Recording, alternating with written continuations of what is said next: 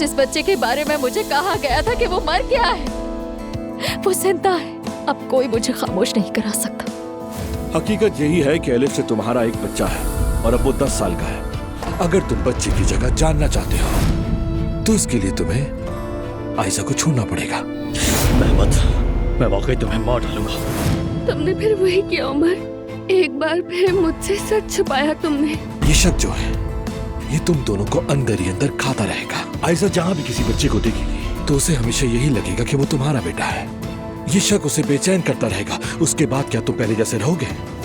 मैं बताता हूँ तुम्हें, बिल्कुल नहीं। अगर वाकई में एलिफ के साथ तुम्हारा एक बच्चा है, फिर हमारा क्या बनेगा उमर?